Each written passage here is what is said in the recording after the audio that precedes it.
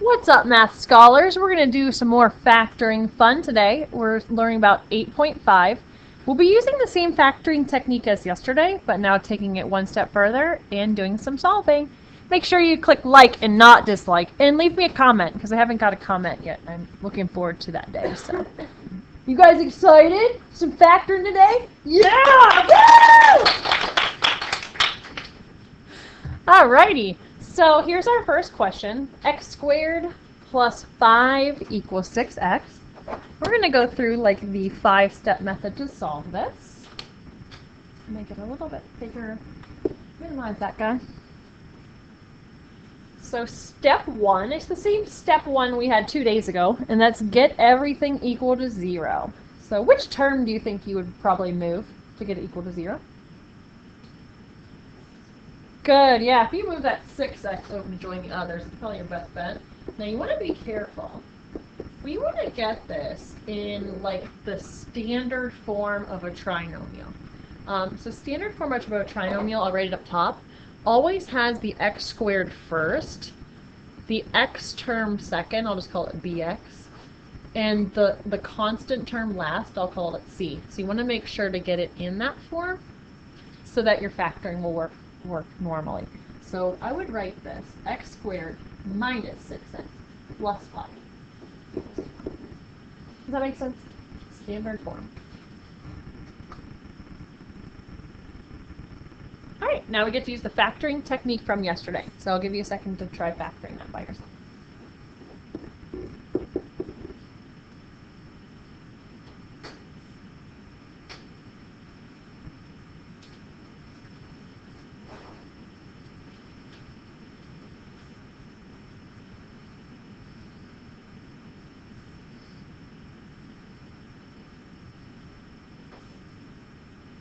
Anybody got it figured out? What numbers multiply to a positive 5 and would add up to a negative 6?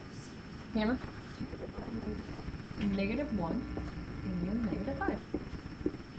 So that's what we learned yesterday, how to do that one. So if you were gone yesterday, we're basically brainstorming a pair of numbers that would multiply to give us 5 that would add up to give us negative 6. So she went with a negative 1 and a negative 5. That's how she could multiply to a positive, but yet still add up to a negative. Okay. Alright, now we get to use the zero product property. So basically what we have here is two binomials being multiplied together to get 0. So you would set each binomial equal to 0 and then solve each binomial. So what would be the solution here? I would add a 1 to both sides, right? So positive 1 would be my first solution. And then this one, I would add a 5 on both sides. So positive 5 would be my other solution. Make sense? That's my solve step. And I'm pretty much done. Since it's our first one, I'll show you how we can check. We're not going to check every single one today, but if you're taking a quiz, it's definitely a good idea. So to check your answer, you go back to the original equation in black at the top before you started moving things around, and you put in one of your answers. So let's check 1 first. Is 1 squared plus 5 going to equal 6 times 1? What do you think? 1 squared equals 1, plus 5 would be 6, and 6 times 1 would be 6. So good, that answer checks. Now we can check the second answer. Is 5 squared plus 5 going to equal 6 times 5? What do you think? 5 squared is 25, plus 5 is 30, and 6 times 5 is 30. So that works. Okay. So it's just a real quick check to make sure we did it right.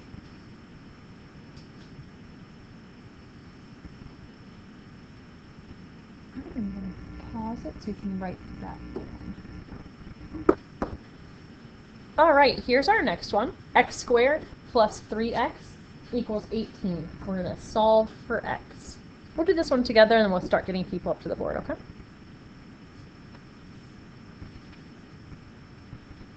Alright, step 1 is get yourself equal to 0. So who do you think we should move?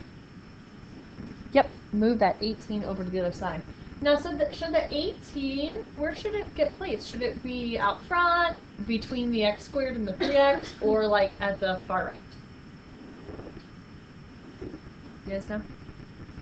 So keep in mind, for your standard form of a trinomial, you want your x term first, sorry, your x squared term first, your term with the x second, and your constant term, which is your number, last. So where should I put the negative 18?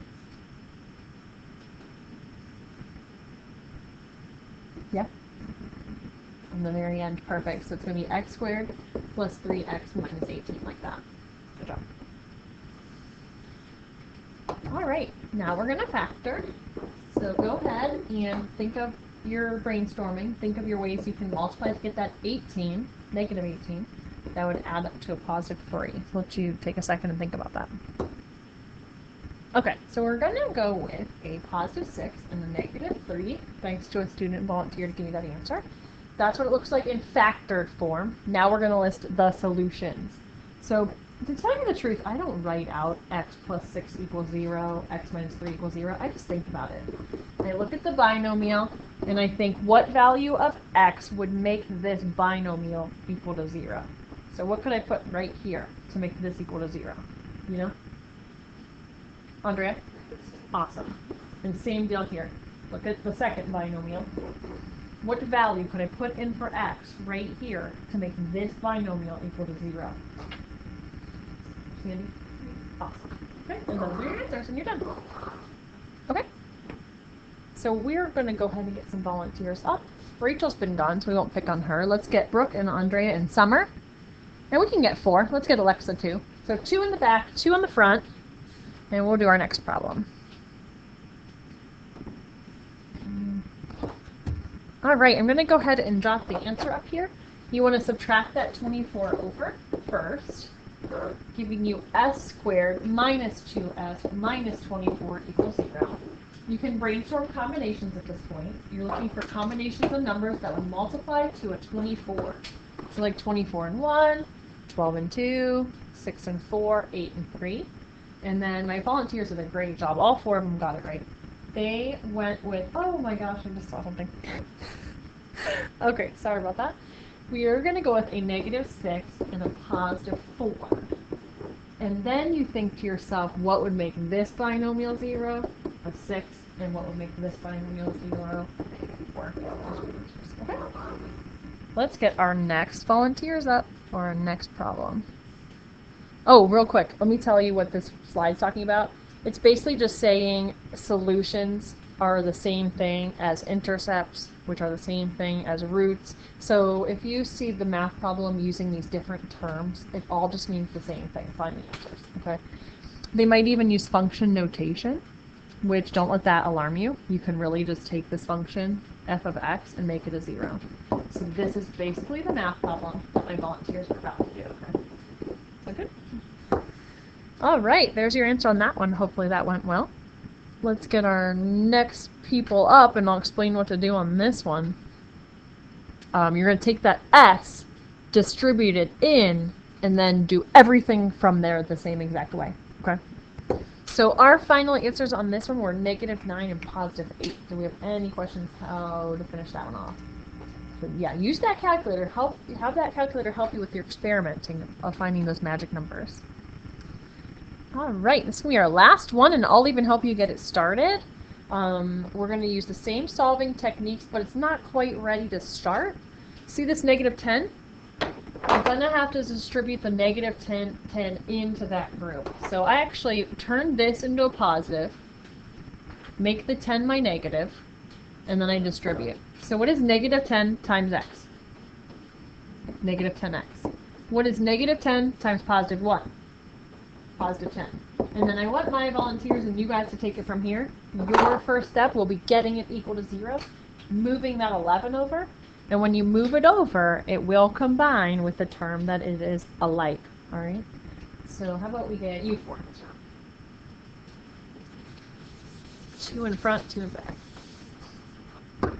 All right, so how did that one go in our C's? When we brought that 11 over, it combined with the 10. So those were like terms, gave us a 21. And it's one of those tricky situations again, where we need to multiply to get a negative, or multiply to get a positive, add to get a negative. So both of my answers in factored form were negative numbers, making my solutions positive numbers. Your solutions are always opposite from what you choose for your factors. Okay? All right, we're going to go ahead and be done, and you actually, I believe, already have the homework, or no, my bad. The homework's in the book. I'll put the slide up real quick so people in the video can see. Page 528, 20 to 40 even. There are books all around the room for you to borrow while you're in here to get a start on this. If there's none under your desk, look around and maybe over on the countertop.